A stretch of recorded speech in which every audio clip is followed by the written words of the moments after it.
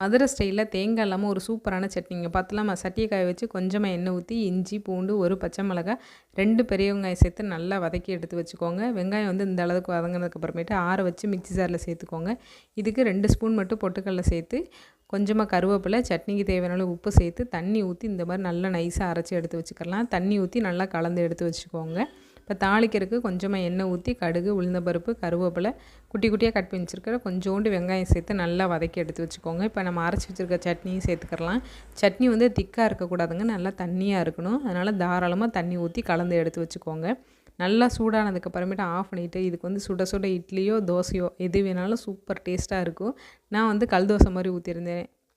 நல்லா ஊத்தாப்பம் மாதிரி ஊற்றி சுட சுட வச்சு இந்த சட்னி ஊற்றி கொடுத்தீங்க அப்படின்னா செம்ம டேஸ்ட்டாக இருக்குங்க. நல்லா மதுரையிலே உட்காந்து ஒரு ஹோட்டலில் உட்காந்து சாப்பிட்ட ஒரு அனுபவம் இருக்கும். பிடிச்சிருந்தா லைக் பண்ணி ஷேர் பண்ணிவிட்டு சேனலை சப்போர்ட் பண்ணி சப்ஸ்கிரைப் பண்ணி வச்சுக்கோங்க. தேங்க்ஸ் ஃபார் வாட்சிங்.